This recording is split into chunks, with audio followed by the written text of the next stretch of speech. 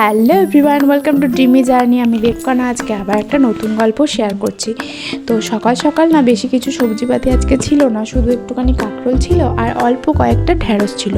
তো ওই ঢ্যাঁড়সগুলো দিয়েই ভেবেছিলাম কিছু একটা তরকারি করে নেব। তার মধ্যে আবার বেশ কয়েকটা ছিল শক্ত শক্ত, মানে বুড়ো হয়ে গেছিলো, অনেক দিন আনা ছিল তো সেই কারণে বুড়ো হয়ে গেছিলো। তো তারপরে ওই যে কটা ছিল আর কি বেঁচে, সে কটা ঢ্যাঁড়সই কেটে এখানে বসিয়ে দেওয়া হয়েছিল, তো মানে কিছু একটা তরকারি বানানোর জন্য। তো ঢ্যাঁড়সটা যে কীভাবে করেছি সেটা আমি জানি না, মানে যেরকম যেরকম মনে হয়েছে তাই তাই দিয়ে দিয়েছি, সেটা দিয়ে যা তরকারি হয়েছে সেটাই আজকে খাওয়া হবে। তো এখানে ঢ্যাঁড়সগুলো ভাজতে বসিয়ে দিয়েছিলাম, তারপরে ভালো করে ভাজা হয়ে যাওয়ার পর একটু নুন দিয়ে দিয়েছিলাম, তার মধ্যে কিন্তু টমেটো দিয়ে দিয়েছিলাম কুচিয়ে। আর টমেটোগুলো না অনেকটাই ছিল, মানে একটা বড় টমেটো ছিল, সেটাই দিয়ে দিয়েছি। তো তার মধ্যে একটা নতুন মশলা এনেছি, কিচেন কিং মশলা। তো সেই মশলাটা একটুখানি দিয়ে দিলাম। জানি না ওটা খেতে কেমন হয়, অনেক জায়গায় দেখি যে অনেকে ইউজ করে, তাই জন্য ওটা নতুন আনা হয়েছে। তো ওই মশলাটাই একটুখানি দিয়ে দিলাম আর একটুখানি হলুদ দিয়ে দিলাম। তারপরে একটুখানি জল দিয়ে এটাকে মাখা মাখা করে নিলাম, অল্প একটুখানি জল দিয়েছি। আর এই দিকে শুরু করেছি কাঁকরোলটা তৈরি করা আর কি। কাঁকরোলটা ভেবেছি আজকে একটু অন্যরকমভাবে করব।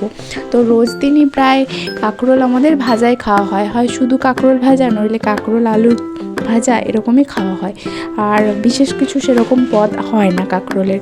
তো আজকে কাঁকরোলগুলো না বেশ মানে ছোট ছোট ছিল আর মানে কচি কচি ছিল, তো সেই জন্য নরম থাকার জন্য এরকম ঝিরিঝিরি করে ভালো করে কাটা গেছে, বীজ বেশি ছিল না আর কি। তো এরকম ঝিরিঝিরি করে আলু ভাজার মতো কেটে নিয়েছি। তারপর কাঁকরোলটাকে খুব ভালো করে ভেজে নিতে হবে সর্ষের তেল দিয়ে, তার মধ্যে একটু বেশি করে সর্ষের তেল দিতে হবে আর কাঁকরোলটা না খুব ভালো করে ভেজে নিতে হবে। আর তারপরে ভাজা হয়ে যাওয়ার পর এর মধ্যে নুন হলুদ যেটা দিয়ে সেটা কিন্তু দিয়ে দিতে হবে। আর তারপরে না এখানে বেরেস্তা যেরকম করে না সেই রকম টাইপের পেঁয়াজ কেটে রেখেছি, মানে বেশ অনেকটা পেঁয়াজ কেটে রেখেছি। আর সেই পেঁয়াজটা এর মধ্যে এরপর ভাজা ভাজা হয়ে গেলে দিয়ে দিলাম। এরপর কিন্তু খুব বেশিক্ষণ এটাকে ভাজবো না, শুধু একটু কাঁচা ফ্লেভারটা যাওয়ার মতো ভাজবো এটাকে। আর তারপরেই কিন্তু ছড়িয়ে দিতে হবে বেশ খানিকটা পোস্ত। তো তারপরেই না তৈরি হয়ে যাবে সুন্দর একটা কাঁকরোলের রেসিপি।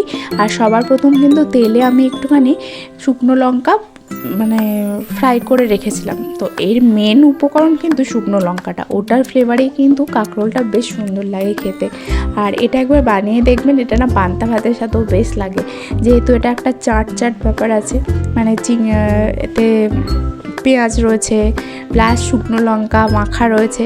তো শুকনো লঙ্কা মাখাটাই কিন্তু যে যেরকম ঝাল খান সেরকম অনুযায়ী মাখা দিতে পারেন। তো আমরা এখানে অল্পই দিয়েছিলাম, একটাই লঙ্কা দিয়েছিলাম, তো সেরকম বেশি ফ্লেভার আসেনি। আরেকটা লঙ্কা দিলে বেশ ভালো হতো, মানে শুকনো লঙ্কার ফ্লেভারটাই এখানে মেন, তো ওটাতেই কিন্তু কাঁকরোলটা বেশ ভালো লাগে। তো একবার বাড়িতে ট্রাই করে দেখতে পারেন, আমার তো বেশ ভালো লাগে এই রেসিপিটা, তো আপনারাও একবার ট্রাই করে দেখতে পারেন। আর এখানে ডালটাও সেদ্ধ হয়ে গেছিলো, তো সেটাকেও একটুখানি সম্বর দিয়ে দিলাম পেঁয়াজ দিয়ে। তো তারপরে মেয়েকে বলছিলাম স্নান করার জন্য, তো ও বলছিল আমার সাথেই স্নান করবে। তো আমি বললাম যে আমার তো স্নান হয়ে গেছে। ও বললো না না, আমাকে আমার সাথে আবার স্নান করতে হবে। তো চলুন তাহলে আজকের ভিডিওটা এখানেই শেষ করছি, আবার দেখা হবে পরবর্তী ভিডিওতে। সবাই ভালো থাকবেন, সুস্থ থাকবেন।